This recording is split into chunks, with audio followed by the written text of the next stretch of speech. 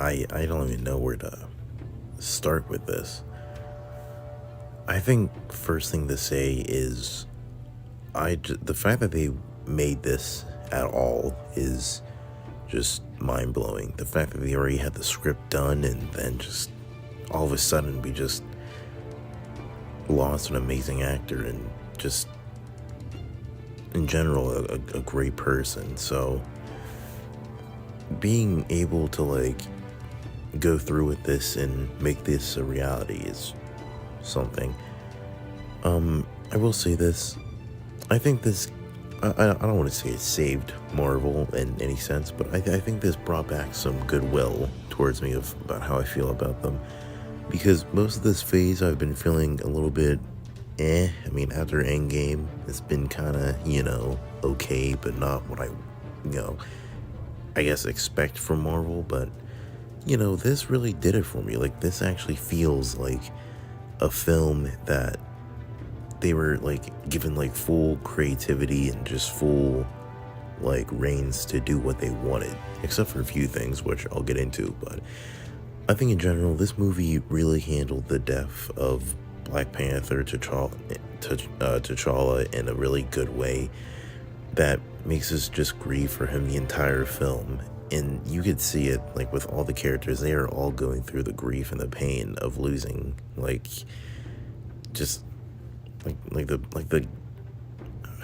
it's just something. Angela Bassett, I want to get into the actress first. Angela Bassett is like an amazing performance in this, along with the person that plays Shuri. I think after being like a sidekick and just like, the funny character, really stepped up for this one. That's pretty good. And I think the actor that plays Noir, he did a damn good job for that. I mean, that was pretty good. So let's get into this. I think like the main thing, my main drive for this is like, I think that the story here is a little bit I mean, like, it's just kind of weird of how you have like all these like things going on. Being mind you, this movie is very, very long, and I don't think each character has like enough time to like get represented in the story, because on one hand you have Shuri as a character, and she doesn't really even get touched on until like halfway through the movie. You have people like Okoye, who's focused mainly in the first part of the movie, and she's not really focused until like, and she just has like her whole story kind of dropped until the end of the movie. You have other people like Ironheart, who basically started the movie because of the tracker thing or whatever, and she's only focused on it until in like part one of the story until the end, whenever she gets the suit. And M'Baku in general just didn't have that much to do. He had a couple of good scenes, but overall he didn't really have that much to and it's even worse because you have stuff that didn't need to be in the movie.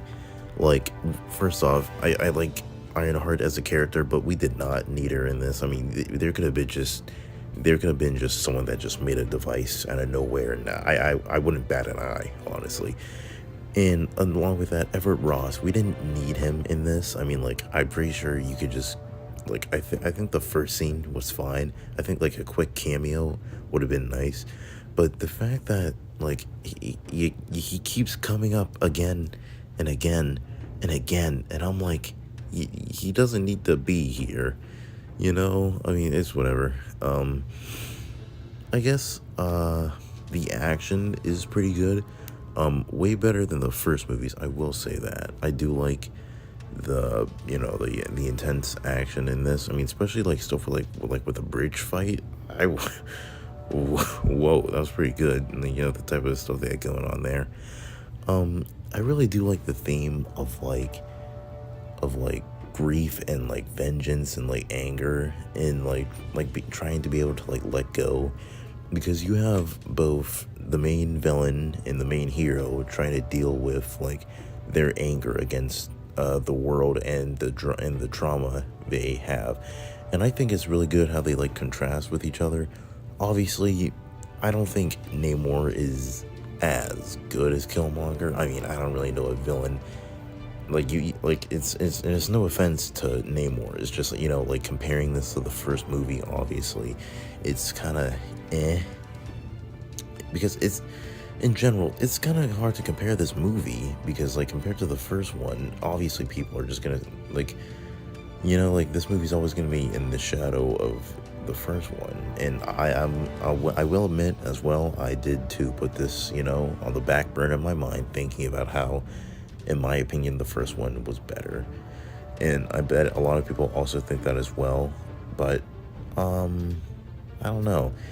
And I will say this as well, I do like what they're doing with Black Panther in general, of how M'Baku is, like, I guess, ruling Wakanda, while Shuri is, like, just being Black Panther, which I think is the best case for this. I mean, Shuri is, like, a little bit too young for this, and, M'Baku is, like, more older to do it. And I do like the setup they have with his with his son. I think that's actually pretty okay. I probably just, I think he's, like, too young, but it is what it is. But I do like the theme of this. Like, it reminds me, like, the one scene whenever, like, she's about to kill him but decides not to.